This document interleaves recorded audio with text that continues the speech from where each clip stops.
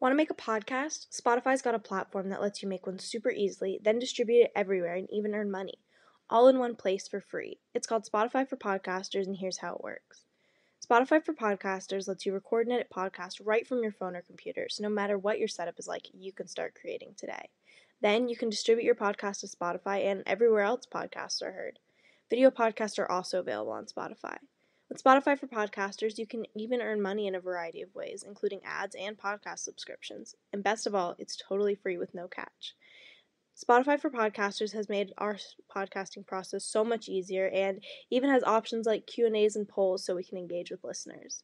I highly recommend you give it a try. Download the Spotify for Podcasters app or go to www.spotify.com/podcasters to get started. The following contains descriptions of physical violence, sexual violence, and graphic descriptions of autopsies.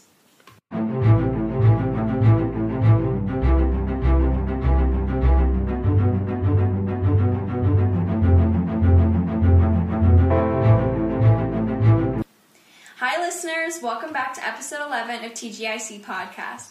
I wanted to start today's episode by giving a big thanks for all of your support. Izzy and I are so grateful for you guys. You make us want to keep doing this work, which is just so great. This year has been totally insane, but this is something so great that has come out of it. Thank you so much. With that, enjoy 2020's final episode of TGIC Podcast. I'm Jillian. And I'm Izzy. Okay, so today we're going to be covering a really, really infamous case. I mean, probably our most infamous case since JonBenet Ramsey, right? Yeah, I definitely agree. I'm sure you guys have all heard of this case at some point because it's just been so big in the media, I guess. And as a true crime fan, I didn't actually hear about this case kind of until recently.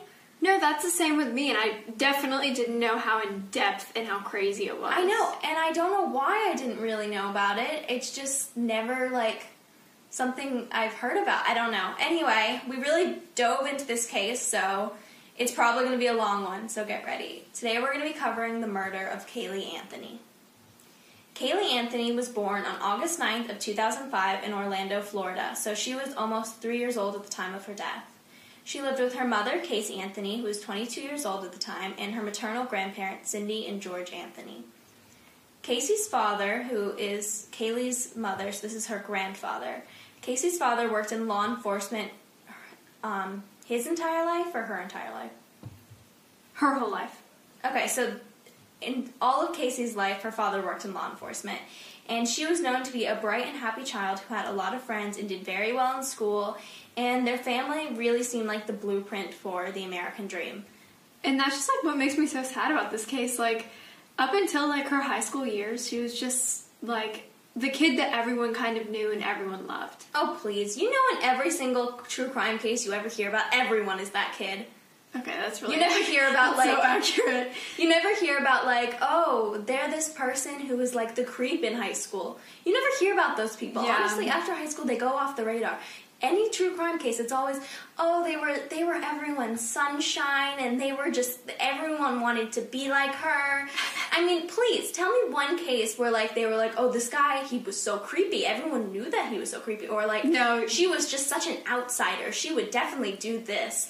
No, it's almost the people who are talking about the person who supposedly committed the crime. They're, trying to find the redeeming qualities in a way. Yeah, well, that's how it always is, and that's, it's the same thing with victims, too. True. Missing people, you never hear about the bad stuff. It's always, they were so the highlights amazing. of their life. Yeah, exactly. And it's just, you gotta take everything with a grain of salt. No one's really the blueprint for an American dream. That's, there's always going to be some type of problem, whether it's, financial or, in terms of family problems, so, yeah. I mean, no one knows what happens behind closed doors. Exactly. And I think that's especially the case in this case. So her family and friends started to realize when she was in high school that she was just an avid pathological liar. And, she would just lie all the time, white lies and just, huge lies, all the time. They would just, flow off the tongue. That's just, every person knows that person in high school. You know what I mean? I mean, everyone knows that person in life. I can't tell you how many people I've come across that just lie. All the time. Yeah. And, the thing is, when they get caught in a lie, they're never oh my god, I'm sorry I never said that. They're they cover it up with more lies. Exactly. And pathological liars. And, like, a big example of this was when she was in high school, and her entire family attended her graduation. Her parents, her grandparents came into town, and when they got there, they discovered that she couldn't even graduate from high school, and she had been, like, multiple credits short because she'd been skipping classes and not telling her parents for, like, months leading up to graduation. Are you serious? Yeah, they brought everyone in, and, like, just, she wasn't even graduating. Like, they were at graduation, and they just found out, no, she can't graduate. Oh my god. That's awful. I mean, another example of this was her pathological lying when she was pregnant. She was 19 years old, and she put on a lot of weight, and her parents had even, like, suspected that she was pregnant, and I don't think they were upset about it. Like, I think that they just, like, wanted to know the truth, and Casey lied, and she was like, no, I'm a virgin, I can't be pregnant. And then, like, halfway through her pregnancy, she decided to tell her parents that she was pregnant, but, like, obviously her parents knew. Yeah, like... I'm just, this one really threw me off. Like, the graduation thing is one thing. Like, I could see that as being embarrassed, and, like, her parents wouldn't have known until graduation. This one, like, they knew, and she was just lying trying to about cover it up.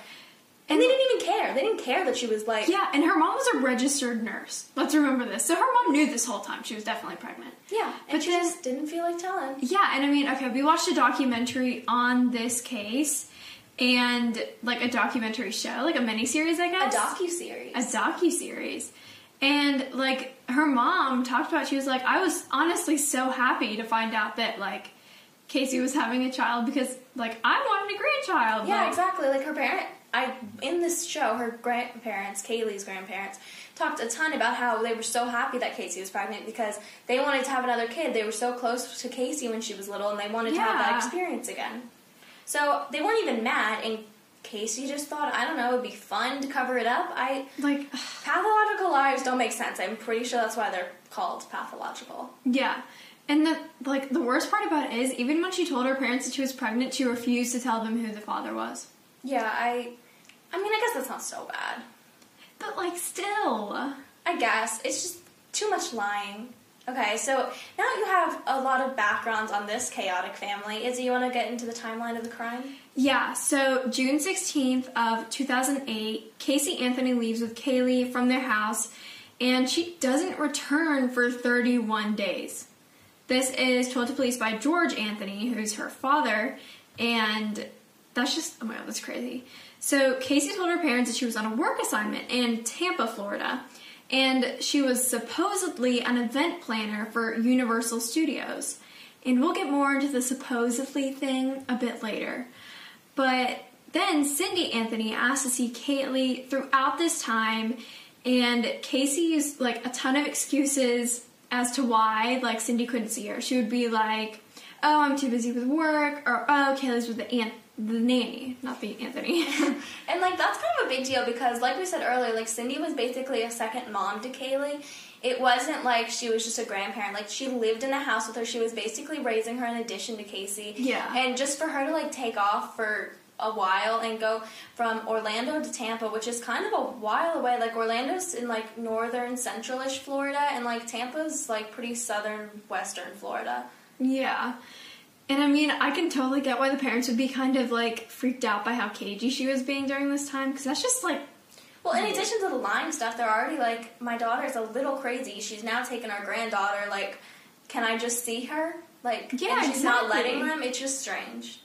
So, July 15th of 2008, George Anthony was called to recover Casey's car from a tow yard. And let's just note, to get it, like... for everyone to know, that George actually owned the car, but it, like, quote-unquote, belonged to Casey. Well, yeah, it's kind of like, I mean, this is going to sound rude, but, like, it's kind of like when a teenager, like, in high school has, like, a car. Like, obviously, it's not their car usually, like, unless they saved up the money. Usually, like, their parents will give them a car. Exactly. And it's kind of like this situation, except for the fact that Casey was 22. Yeah, and I don't know. And another thing I just thought about, like, how did she get to Tampa if she didn't have her car? Yeah, no, it doesn't make any sense. It literally doesn't, it doesn't make sense. And he claimed that the car smelled like there was a dead body in it. Or there was previously a dead body in it. And, like, we know that George wasn't lying due to the fact that he was a police officer. Not even lying, but, like, someone could just be confused. Like, that could easily be, like, an embellishment of some kind, but, like, He knew what a dead body smelled like. It wasn't like he was like, oh my god, that smell is so terrible. It smells like a dead body. No, he knew what a dead body smelled like. He didn't use that lightly. Yeah, he had been a police officer. And, like, this fact is widely disputed throughout the case because many claim that it was just the smell of rotting pizza. I'm telling you right now, a rotting pizza does not smell like a dead body. And I don't have to smell either of those things to tell you that. Yeah, exactly. Like, rotting pizza probably just, like... I mean, I've never smelled rotting pizza, but, like, I'm assuming that it does not smell like human decomposition. It probably smells like shit, but, like, a dead body probably smells like death. You know? Oh, yeah. That was perfect. Perfect example. I'm just saying, like, it probably, like, rotting pizza, you can tell. It smells like shit. Like, you know when you walk by a dumpster and it just smells like shit? Yeah, it just doesn't smell... That's I'm sure, what rotting pizza smells like. I don't think that's what a dead body smells like. Exactly. And I mean, in, like, movies and in shows and just when you hear about, like, crime scenes and stuff, when a police officer walks into a house, they're like, oh my god, that's a smell of a dead body or decomposition, right? Because they're, like, trained to kind of know, like, to see those things. Uh-huh.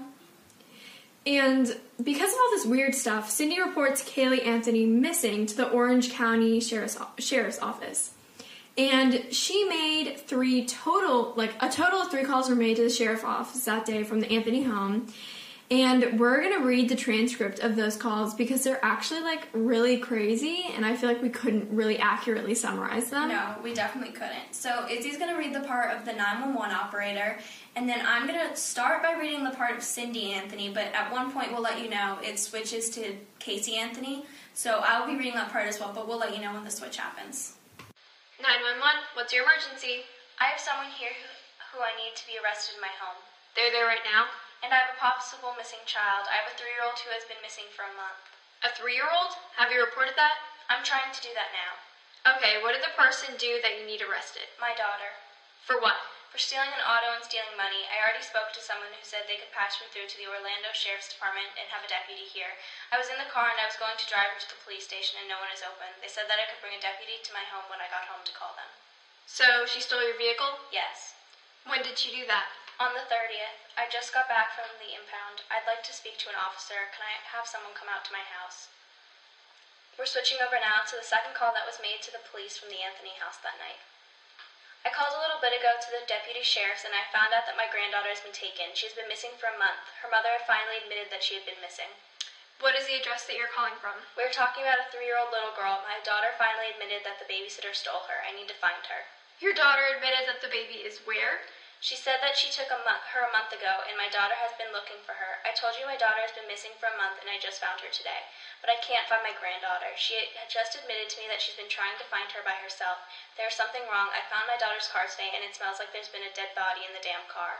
Okay, what is the 3-year-old's name? Kaylee, Caylee Anthony. How long has she been missing for? I have not seen her since June 7th. Can you calm down for me for just a minute? I need to know what's going on. Is your daughter there? Can I speak with her? Do you mind if I speak with her? Okay, so at this point, it's no longer Cindy talking on the phone, it's going to be Casey. Hello? Hi, can you tell me what's going on a little bit? My daughter has been missing for the last 31 days. And do you know who has her? I know who has her. I tried to contact her, and I actually received a phone call today from a number that is no longer in service. I did get to speak to my daughter for about a minute. Did you guys report a vehicle stolen? Yes, my mom did. Okay, so there's been a vehicle stolen too? No, this is my vehicle. What vehicle was stolen? It's a 1998 Pontiac. We have deputies on the way for that, but now your 3-year-old is missing? Kaylee Anthony? Yes. You lost her a month ago. 31 days ago. Who has her? Do you have a name? Her name is Zanita Fernandez Gonzalez. Who is that? The babysitter? She's been my nanny for about a year and a half or 2 years. Why are you calling now? Why didn't you call 31 days ago? I've been looking for her and have gone through other resources to try to find her, which is stupid. Okay, so let's talk about that call a little bit.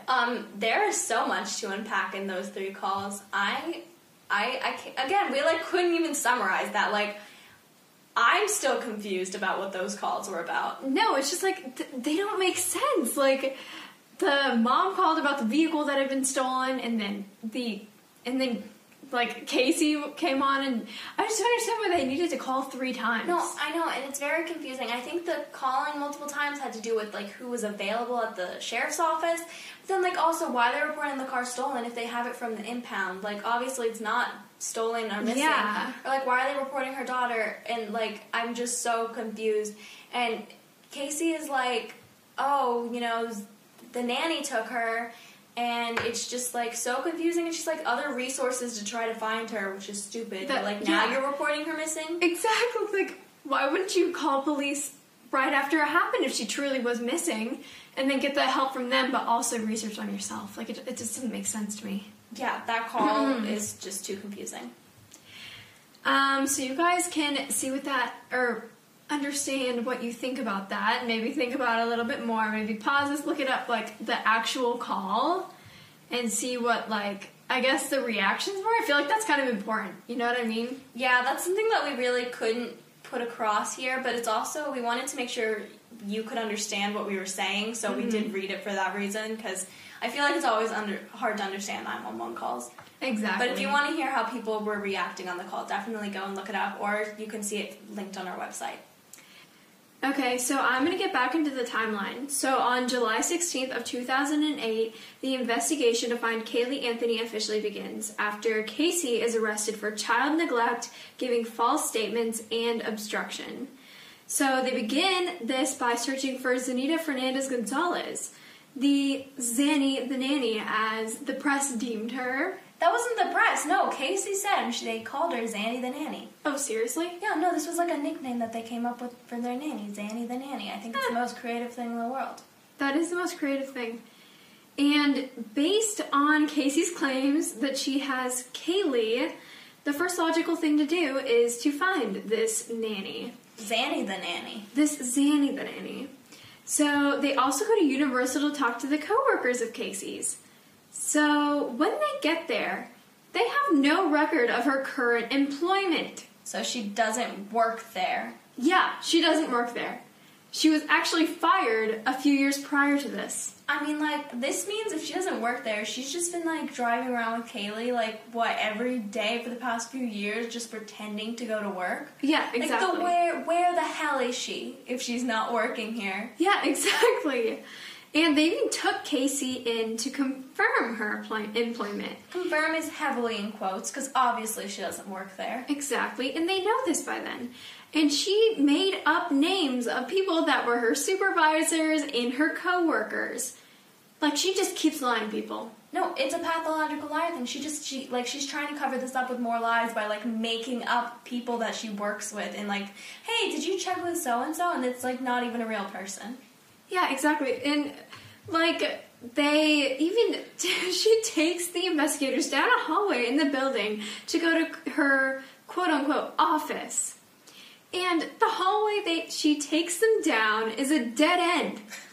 And at the end of the hallway, she turns around to the investigators and says, oh, I lied.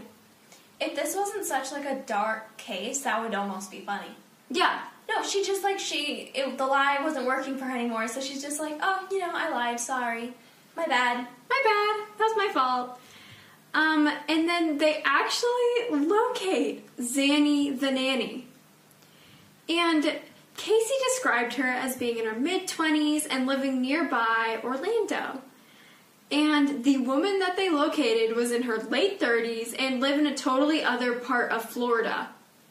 What? Yeah, she claimed that she had never met Casey, Kaylee, or any of their friends or family. Okay, this is, like, one of the strangest, like, most coincidental parts of this case. Like, Casey literally makes up this nanny person, Zanita Gonzalez Fernandez, and then she's a real person. Who lives in Florida. Like, how does that even happen? That's, like, nuts. I don't know. That's so weird and coincidental, like... And then they bring her in, and she's like, what the fuck are you guys talking about? Like, I don't know these people. And then she doesn't even match the description. No, it's insane. Like, Casey just makes up this person, and then they find her, and they're like, okay, so where's Kaylee? And she's like, who the fuck is Kaylee? I don't know who you're talking about. Like, and I just, like, that just... I just don't even know how to respond to that. No, the only thing I can think of that, like, incident is what the fuck? Yeah. Like, how does that even happen? And I just feel like that's kind of a weird name, too. Like, it's not...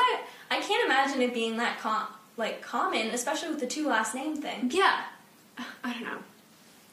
Okay, so July 17th of 2008, officers get a warrant to search Casey's car, and they use cadaver dogs, which then pick up the scent of human decomposition. And Casey's father is not shocked by this because he said that he had smelled it prior to the cadaver dogs who even came. Like, he said he smelled it when he picked the car up from the tow yard. Exactly. And, like, keep in mind, this guy's a retired police officer, so he of all people should know what it smells like and how to identify it. And fast forward multiple months, October 14th of 2008, a grand jury indicts Casey for capital murder and multiple other charges. And she pleads not guilty to all of them. December 11th of 2008, human remains are found near the Anthony home by a construction worker, and the guy said that he found human remains in a plastic laundry bag, and the skull had a piece of duct tape over the mouth. So these remains were actually found in a foresty area. I mean, I don't know how many of you guys are familiar with Florida, but, like, basically half the state is suburbs, and then half of it's, like, forest surrounding those suburbs. Mm-hmm. That's kind of what the whole thing is. And, like, her body was found in a forest, like, 20-ish minutes away from where they lived. Yeah. Like, whoever tried to cover this up didn't try too hard. Yeah, they did a really bad job. And by December 19th of 2008, the police had confirmed that the remains were Kaylee Anthony. And remember what I said about the duct tape over the mouth of the skull? Mm-hmm. So, actually, earlier in this, thing, they claimed that, the death was an accident. Like, something had happened and they just tried to, cover it up. But, the duct tape over the mouth indicates that it wasn't an accident. It's clearly a homicide. It's clearly a homicide at this point. And, I mean, even if it was an accident and the, family or Casey tried to cover it up, then, that's still bad. No, and I feel like I need to talk about this. Homicide is often associated with murder, but homicide's, not always murder. I didn't learn this year. I mean, Izzy and I have mentioned this before, so we do high school mock trial, mm-hmm. and so we're very familiar usually with a whole bunch of legal mumbo-jumbo that, not a lot of people our age are familiar with. And it wasn't until this year that I learned that homicide actually means that it is a death that is, committed at the fault of another person. Yeah. But, that does not always mean murder. And I feel like in this situation with the duct tape, yes, it does imply homicide, but it specifically implies murder. Yeah, and I mean, if you think of other cases, manslaughter falls under the, homicide genre in a way. So, not genre. I don't know why I just said genre. Genre works. It's, it's the manner of death genre. Yeah. But that's just, I feel like that's important to say. So, yeah. Do you want to get into the suspects and theories? Yes, we don't really have a ton of suspects and theories for this case because, I mean, all anyone could ever talk about was Casey Anthony. So I'm just going to go into the prosecution's theory of what happened and how Casey Anthony is at fault. So the theory begins with Casey used chloroform to put Kaylee out. And okay, so this evidence for this is that on the home computer there were searches for how to make your own chloroform. And for those of you who don't know, chloroform is a chemical that knocks people out when they inhale it. So you've probably seen this in movies before where they'll put a chemical on a tissue, basically, not a tissue, but a cloth, like a handkerchief, yeah. And then they will cover it over someone's mouth and nose to make them pass out. I have had a fear of this since I was so young. It started from a movie, I think. I'm pretty sure it was Bolt, but don't quote me on that one. And I mean, since I was 5, I remember having this fear that someone would just approach me, grab me, chloroform me, and throw me in a truck. Seriously? I've had nightmares about this, and it's not something I really talked about. When I was younger, obviously I thought about it a lot, and then for a while I just didn't think about it. And then obviously I got really into true crime this year, and I mentioned it recently to Izzy how I've had this long time fear of being chloroformed, and ever since then, like, all these cases I'm finding and, like, episodes of other podcasts I'm listening to, everyone's being chloroformed ever since I told Izzy about this. That's, like, so weird and coincidental. My fear since I was a child was that someone would come up to me and inject me with heroin or some type of drug. And you'd get, like, what, addicted? Yes, I would be hooked for life because of that. Like, you think someone's just gonna chase you down the street with, like, a needle? Yes. Or I was afraid, like, oh my god, I can't, like, ever since I was little, I was a kid who wouldn't walk in the grass unless I had shoes on because I was afraid I would step on, like, a heroin needle. Okay, that is so specific. Where do you even, like, get that from? I don't know. Yeah, I don't know. We have really strange childhood fears. Like, I don't think anyone I know had a fear of this. Like, everyone's like, oh, I was scared of fire. Oh, I was scared of drowning. Izzy and I were like, we're scared of being injected and, like, poisoned, chloroformed, and kidnapped. Like, I didn't even, like, the thing is, when this fear started, I didn't even, like, understand the concept of kidnapping. I was just genuinely scared of someone, like, approaching me in public when, like, my parents weren't paying attention and, like, chloroforming me and throwing me in a truck. Like, specifically a truck. So specific. Oh my god. No, I think my fear kind of stemmed from I just hate getting shots, so... That makes sense. Probably part of it. Anyway, so the theory is that Casey created her own, like, DIY chloroform. Oh, Jesus. And then chloroformed her daughter and put duct tape over her mouth and put her in a plastic laundry bag and then drove her the 20-ish minutes into the forest to dispose of her body. And then Casey, you know, disappeared for 31 days and just was not seen for those 31 days. And the prosecution really highlights that the motive of this would be Casey Anthony no longer wanted to be a mother because it was just too much responsibility, which I think is understandable. We didn't talk about this earlier, but Casey was never a huge fan of keeping the baby. Mm-hmm. That's probably had contributed to, like, why she covered up her pregnancy in the beginning. Yeah. And I think she wanted to really give it up for adoption, and her mom said, no, like, I'll raise it for you. And so she ended up keeping the baby, but obviously it's still, like, a lot of responsibility. Like, you're not just going to ditch your daughter if she's, like, hanging around your parents' house. And I think it's theorized that she just didn't want to do it anymore. And I mean, she was also a pretty young mother, pretty young single mother, and I mean, I get some aspects of that. I can understand that. Obviously it does not, like, constitute murder. Yeah. So, and this is, like, specifically shown when Casey actually continued to, like, go to parties, like big, wild parties. And obviously that's pretty normal for someone her age, except for the fact that she continued to party in the days that Kaylee would have been missing or, you know, dead. What? No, she, like, there's pictures of her just, like, partying and, like, you know, like, obviously she's acting like someone her age, and, like, no one should be judged for doing that as a mother, but a mother of someone who's, like, missing? Or dead, yes, I'm gonna judge you for that. That's awful. That's, like...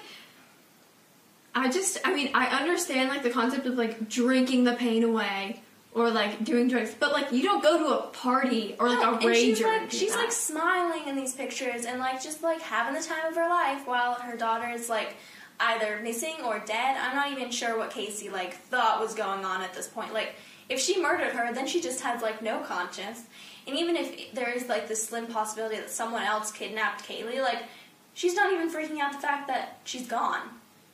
Oh my god. Alright, so we're going to get really into the trial now, which is something we have not done before, so Izzy and I are a little excited about this, especially because, like, we do mock trial and we know a lot of this terminology. Yeah, so we're going to, like, kind of help you guys along the way, just explain some stuff, just so you're not totally lost. Yeah, because there's, like, a lot of terms that took us a while to pick up, and obviously if you're hearing them for the first time, it's going to be a little confusing.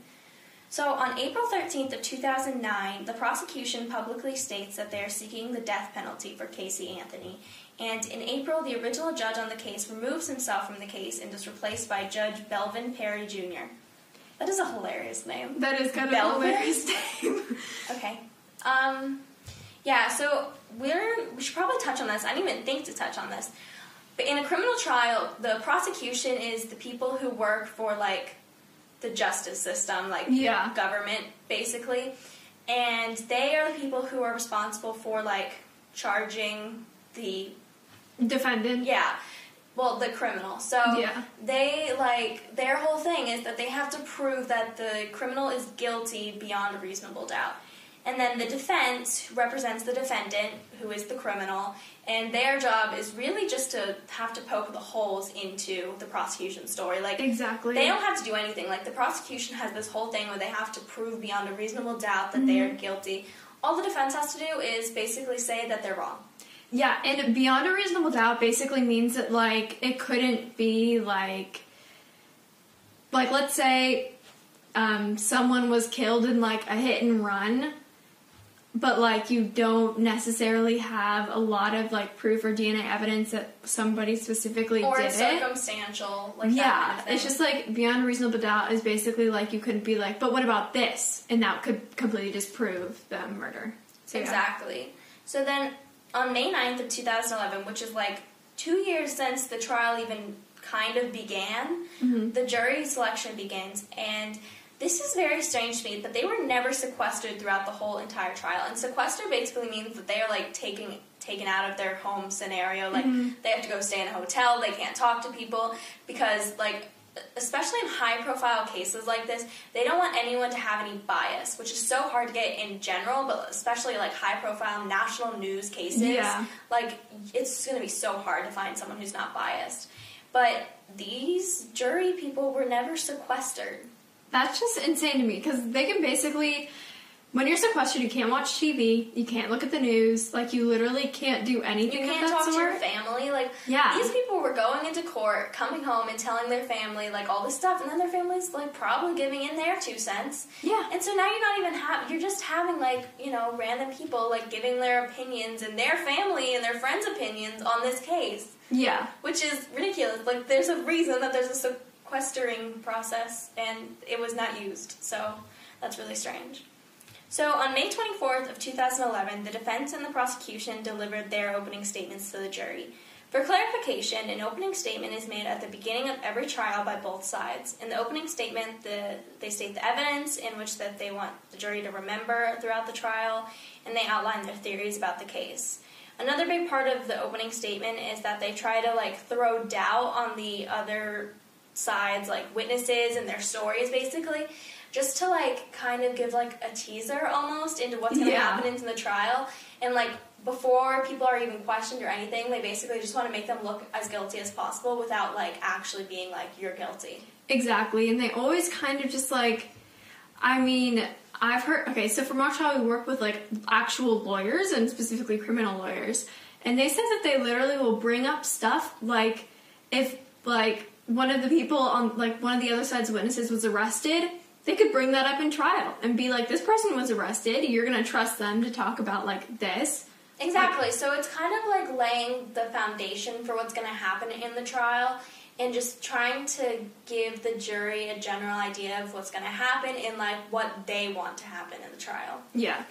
So we're going to just go over the prosecution and the defense's, like, main trial points, because this trial went on for so long, there's just so much, but we're just going to kind of give you the brief summary of it.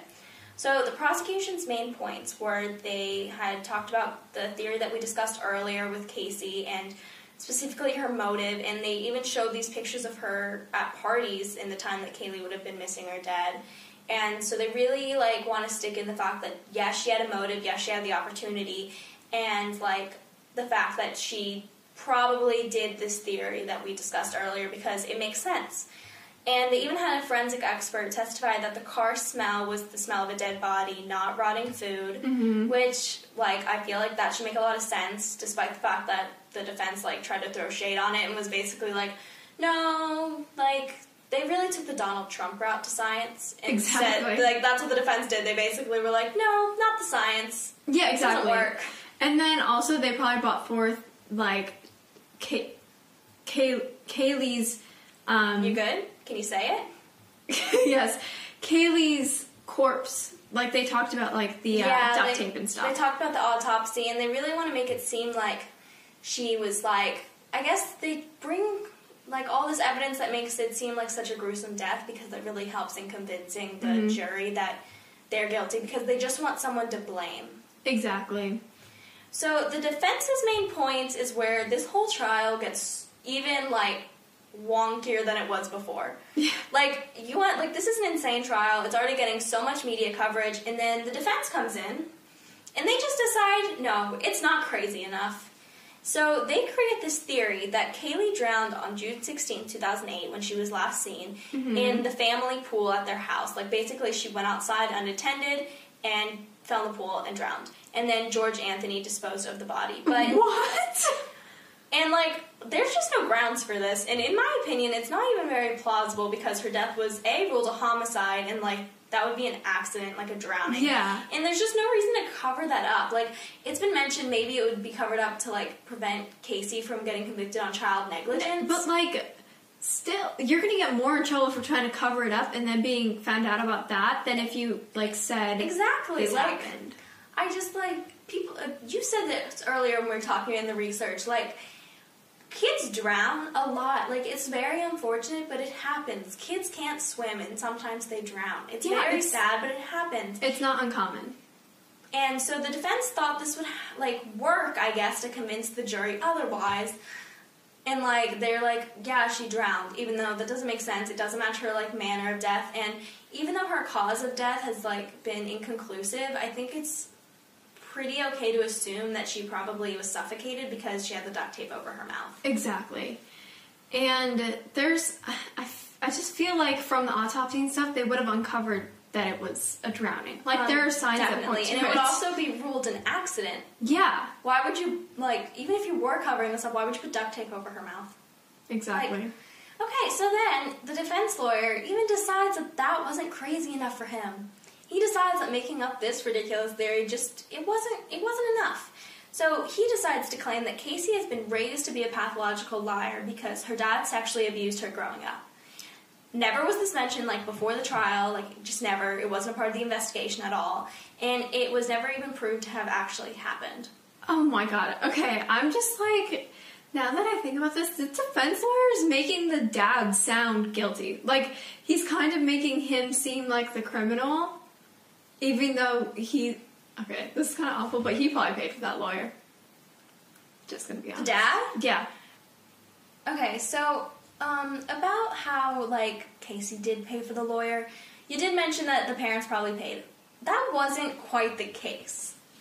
So, actually, there's this rumor, I shouldn't say a rumor, because I'm pretty sure it's substantiated, because, like, I've seen it in a couple places. Mm-hmm. There is this theory, almost, that Casey paid for her lawyer via sex. What? Well, so, you know, she didn't have a job, and it said that at the beginning, like, someone was willing to take it pro bono, but she, like, fired that lawyer, got a new one, and then I guess there was, like, anonymous donations coming in for, you know, let's fund the crazy lady. I don't know. But eventually that ran out, and there's this theory that she just decided to start paying him through sex, like a prostitute, but, like, not like a criminal. I don't... What do you call that? Like, she was like, the defendant prostitute. I don't know. That would have been a good name for the episode. I mean, I like the one we have now. Sure. An American Nightmare, by the way. Everyone give Izzy credit for that. That was so good. Thanks. But, ooh, defendant prostitute. Anyway, that's how she paid for that. So, I don't even know why they're trying to blame her dad. Like, it's a little strange. Yeah, I just... The whole thing about that... It doesn't seem substantiated by any point. And the fact that, like, I'm just shocked that the lawyer even put this in. Like, it's literally, like, based off of... Casey's pathological lies? Yeah, exactly. No, it's nuts. Anyway, let's get into the verdict of this trial. Casey Anthony was found not guilty. What? She's found not guilty. Don't know how. I don't know what was going through the jury's mind. Yeah, like, what crap were they on? Are you serious? Like, not guilty. Not guilty of murder. She was later charged with 4 counts of withholding information from law enforcement, which are misdemeanors. So she only served 4 years in prison and paid $4,000 in fines. So that lady is roaming around somewhere right now. Yes. So, actually, it brought up a question to myself. I was like, well, if this lady was found not guilty... Where the fuck is she now, and is she killing other people? No, she's not. But she was planning on releasing a movie about her daughter's death, I guess from her perspective, and it was postponed due to COVID-19. Nobody would watch that movie. Okay, I actually disagree. I feel like a lot of people would watch that movie. But she's, like, trying to direct this movie, and basically, I don't even know what it's supposed to be about. It apparently starts, like, before Kaylee was even born, about, like, her childhood, and then, like, they get to Kaylee. I don't know. I was reading this, and I was like, this sounds like a joke. Yeah, like, what is she going to talk about? How awful her childhood was, even though so many people and family members corroborate how amazing it was, and how it was, like, the American dream. Yeah. So, because I was not content with the actual verdict of the case, we're bringing to you a special TGIC verdict. And that's guilty. Guilty, guilty, guilty. Casey Anthony is 100% in my mind guilty. And I genuinely don't know why she was found not guilty. The defense's argument was, like, very weak in my opinion, and the reports have even said that her lawyer was, like, so overconfident, but he had, like, this lack of experience as a trial lawyer. Seriously? No, he basically came in there and he was just like, I'm the best, I'm so great, I'm gonna do this. But he wasn't, like, a trial lawyer. I think he'd only done a couple trials before this. Like, he worked in another aspect of being a lawyer, and he just came in there and he's like, you know what? I'm the best. No one can stop me. That's so... Oh my god. Like, like, in my opinion, I feel like this is totally beyond a reasonable doubt that she did this. No, that's exactly how I feel. Like, totally. And the claims about, like, all the stuff that could have happened that were totally unsubstantiated don't counteract the actual things that happened. No, and you just have to, like, think about it. What else could have happened with all this evidence? Like, there's only one theory that makes sense, and that theory always ends with Casey Anthony killing her daughter. Exactly. And, yeah, I totally agree. So, this was the story of Kaylee Anthony. Happy Hanukkah, Merry Christmas, and have a wonderful New Year, you guys. We'll see you guys in 2021. Thanks for listening, and to all of our devoted listeners out there, a special thank you to you.